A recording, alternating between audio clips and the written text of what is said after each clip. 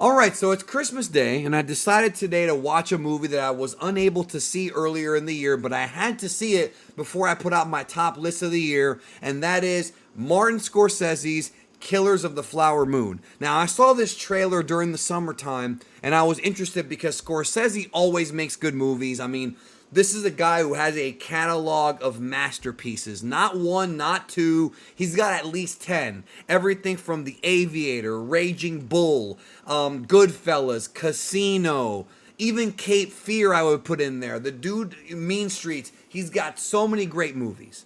Wolf of Wall Street. I mean, this guy has, like I said, it's when you go see a Scorsese movie, you're probably going to see a good film.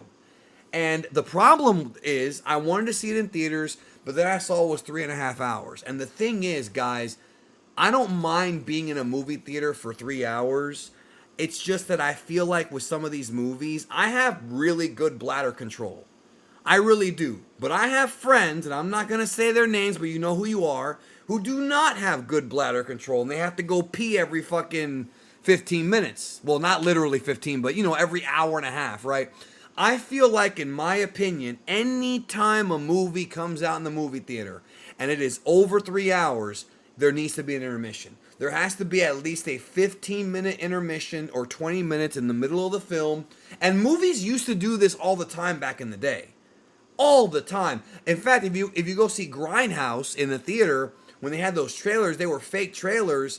It wasn't quite an intermission, but that's how movie theaters used to actually be. You'd have like trailers in the middle of the film if it was a double feature, or they'd just go on intermission. So I just feel like these really long 3.5, 4 hour movies that Scorsese's been doing lately, The Irishman was 4 hours, you need to have an intermission. And because of that, I want to say that, yes, I was actually glad I didn't see this in the movie theater. Not because it's a bad movie, that's not why, but because watching it at home, I got it digitally, I was able to pause it, go take a leak, make myself some food, get a drink, without having to worry about missing something, because this is a dialogue-heavy drama film. It's based on a book that came out in 2016, and the book is based on actual events that happened in Oklahoma with these series of murders of this Native American tribe. And basically, I mean, long story short, there's a lot to the movie. I mean, it's 3.5 hours for a reason. The movie follows Ernest Burkhart, played by Leonardo DiCaprio, who is kind of Scorsese's guy.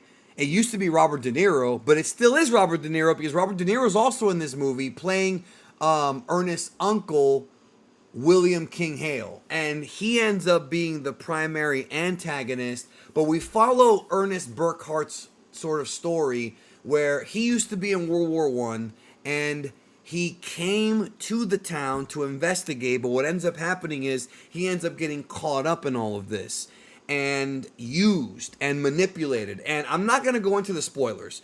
I'm just going to discuss my thoughts on the film. So first of all, I thought I was going to watch this movie in parts, and I think this movie works better in parts. I think if you're going to watch this movie and you don't have 3.5 hours to kill, set it up so that you watch like half of it one day, half of it the next day. If they put this out on Apple TV with a part 1, part 2, or if they did like a 4-part miniseries and they're all 45 minutes or something like that, that would work better. The movie's very long, and the issue with the film is it's not that I found the film necessarily boring, because the performances themselves and the acting is really what carries the individual scenes. DiCaprio is amazing, as he has been since the 90s, maybe even before then. Robert De Niro's never really been... I mean, he's had a couple of movies where he's phoned it in. Let's keep it real. But when it comes to De Niro and Scorsese, like, that's been like the film power couple going all the way back to the 70s, right? So whenever he works on a Scorsese movie, he brings it. But DiCaprio's here doing this sort of southern accent. It kind of reminds me of the accent he had in Once Upon a Time in Hollywood, but I think here it sounded a bit more real, a bit more like Cajun-y. But he's a guy who, I mean, going back to, like, you could say Titanic, but if you really want to pinpoint where I think DiCaprio's talent hit a new level, I would say it's Gangs of New York. He was working alongside, Daniel Day-Lewis, the only actor to ever have 3 Oscars for Best Leading Actor, leading male. So he had to step his game up, and he did. And DiCaprio really has been great. He's great in this movie. The thing about the movie is, while I thought the acting was great, and obviously Scorsese, it's not the most inventive movie when it comes to editing and directing. He's done more creative stuff in the past when it comes to kind of telling these stories. But it's not poorly directed. But the issue I had with the movie is that even though the actors in it are all great, besides I already mentioned DiCaprio and DeNiro, Brendan Fraser's in this movie. And that's a guy making one hell of a comeback. He's basically playing De Niro's attorney, who's also kind of crooked. We'll talk about that. I mean, I won't get into it, but the problem is that even though there's no scenes that I thought were necessarily that boring, there was very few scenes that I thought were that exciting or that riveting. There's a few in there, but I don't think that this script was enough to keep me interested. Like Oppenheimer, I thought executed this a lot better because Oppenheimer has a lot of talking, but in that movie, the way that Nolan kind of directed it and would intercut it with like sort of showing how Robert Oppenheimer's mind was working, like I thought that was more dynamic than it was in this movie. Also, that movie was 3 hours.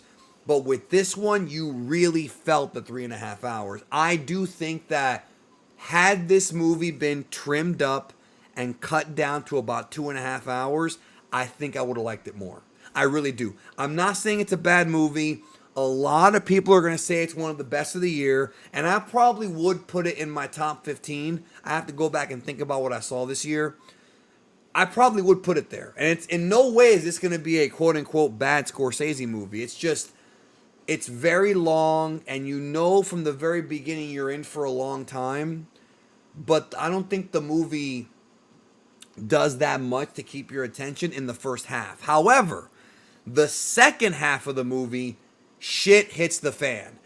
Like I said, I'm not going to spoil it, but a lot of stuff happened in that second half where I'm like on the edge of my seat because I don't know this story.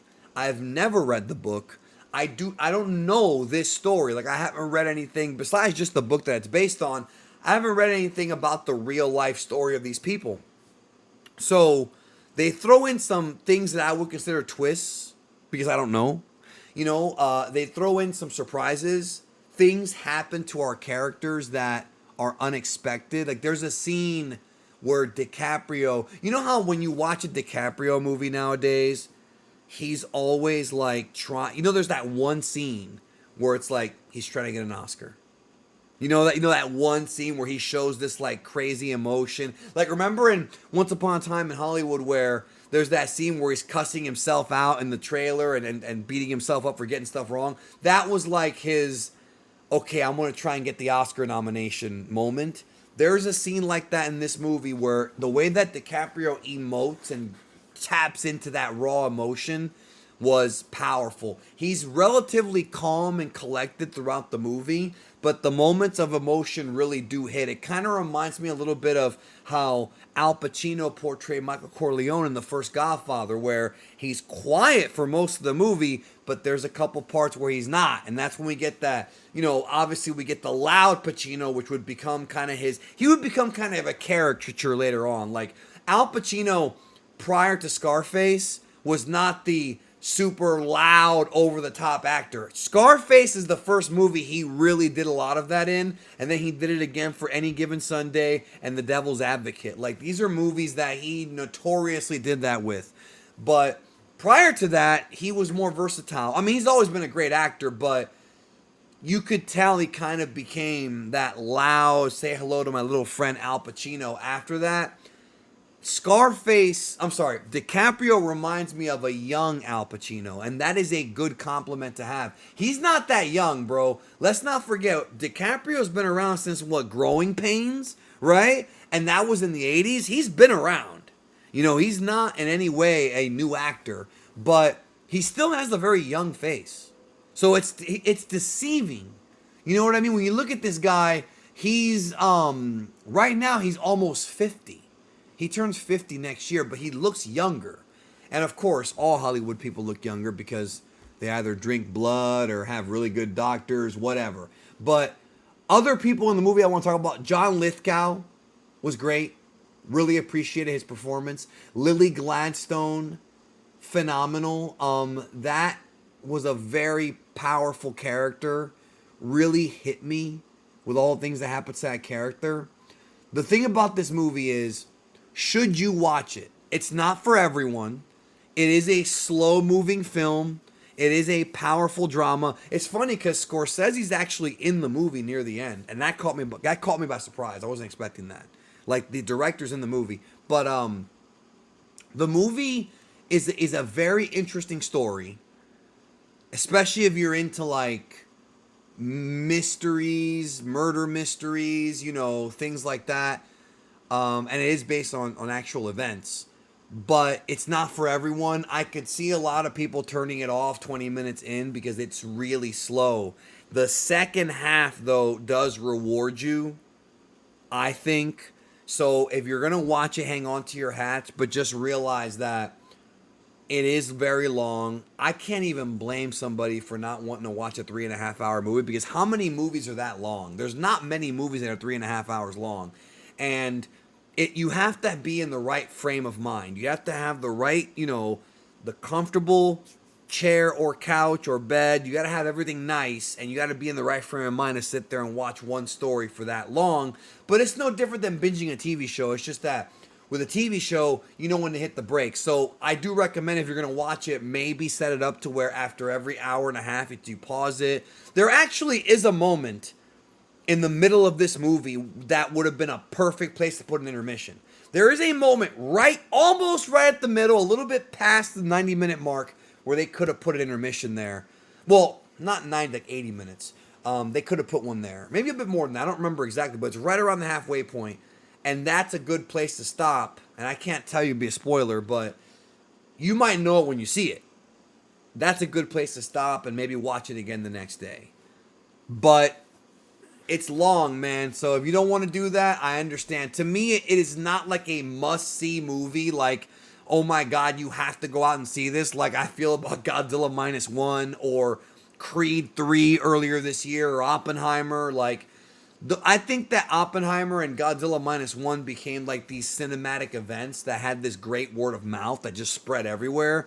This movie did have positive reviews, but nobody was screaming saying, you have to go see this now. It's a movie that works fine in streaming. You don't have to be in the big movie theater. Obviously, it helps to have the movie theater screen and sound, but if you have a nice big TV and a decent sound system, it's fine. It's not needed. Like with Godzilla, where you have to have like IMAX, like, you know, very visual and audio intensive film. This one, there's a lot of talking. It's a bit slower paced. I thought Robert De Niro was so good, man. He was the guy who drew me in because he was almost as good of a villain in this movie as DiCaprio was playing Calvin Candy in Django Unchained. Those like villains that think they're good, those are the best villains. The ones that are bad, but they think they're doing the right thing. I mentioned Daniel Day-Lewis. There's a ton of characters he's played like this, you know. So, anyways, those are my thoughts. I'm going to have to think real hard. It's not in my top 5 of the year. It's just not. Like, there's other movies I enjoyed a lot more than this one in my top 5. Probably top 10. I got to really think about it. It's not really a comfort movie. Like, I'm not going to go back and watch this movie. Like, it's not like Goodfellas or Casino that you can pop in every year if you want and enjoy it. Especially Casino. That movie's funny as fuck. But this movie, it's a good story, but it's hard to watch 3.5 hours of a movie, man. It really is. Even if you love movies like I do. Anyways, man, those are my thoughts. Take care. See you soon. Merry Christmas.